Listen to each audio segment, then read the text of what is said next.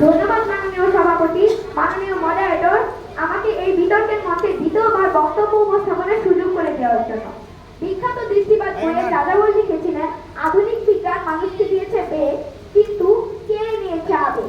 এতে কোনো সন্দেহ নেই, জীবনের বেশিরভাগ জিনিসের মতো এক বাক্যে সামাজিক যোগাযোগ মাধ্যমকে ভালো বা খারাপ বলা যায় না।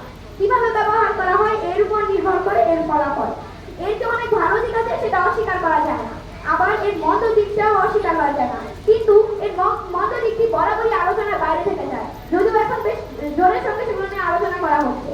আমার বিপক্ষ দলের বন্ধুগণ যাই বলুক না কেন, যুগান্তর পত্রিকার প্রতিবেদন অনুযায়ী ব্যক্তির সঙ্গে ব্যক্তির যোগাযোগ বৃদ্ধি করার ক্ষেত্রে সামাজিক যোগাযোগ মাধ্যমের ভূমিকাকে অস্বীকার করা কোনো যৌক্তিকতা নেই। কিন্তু যোগাযোগ ও বন্ধন এক নয়, সামাজিক মাধ্যম যোগাযোগ ঘটিয়ে দিচ্ছে কোনো সন্দেহ নেই, তবে এই যোগাযোগে কোনো বন্ধন সৃষ্টি হচ্ছে না, বরং পারিবারিক আত্মীয়তা ও বন্ধুত্বের সম্পর্কের অবনতি ঘটাচ্ছে।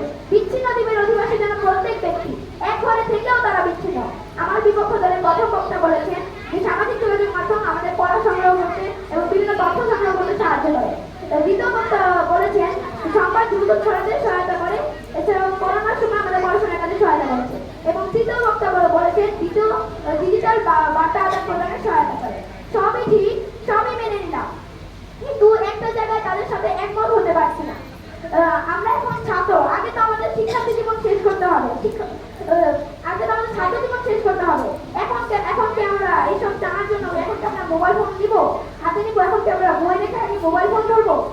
আমাদের তো এখন ভবিষ্যৎ আগে করতে হবে। ছাত্র জীবনে তো ভবিষ্যৎ গড়ার সময়, ছাত্র জীবনে যেমন বীজ বপন করবো ভবিষ্যতে তেমনই ফল পাবো, কারণ আজকের ছাত্ররাই তো আগামী দিনের ভবিষ্যৎ। তাই আমাদের পাঠ্যপুস্তকে আগে মনোযোগ দেওয়া উচিত, এরপরে আমরা এইসব নিয়ে ভাববো। পৃথিবীতে নবী রাসূল থেকে শুরু করে আইনস্টাইন, নিউটন সহ বহু জ্ঞানীগুণী ছিলেন যাদের প্রতিভা বিকাশের জন্য সামাজিক যোগাযোগ মাধ্যমের প্রয়োজন হয়নি। যেসব তথ্য আমরা বই কিংবা ডিকশনারিতে খুঁজে পেতে পারি, সেসব তথ্য খোঁজার জন্য আমরা কেন সামাজিক যোগাযোগ মাধ্যম ব্যবহার করব? এছাড়া আমাদের শিক্ষার্থীরা পাঠ্যবই বিলুপ্তের ফলে নিজেদের গোপনীয়তা ধরে রাখতে পারছে না, সাইবার ক্রাইমে জড়িয়ে পড়ছে, ইন্টারনেটে আসক্ত হচ্ছে।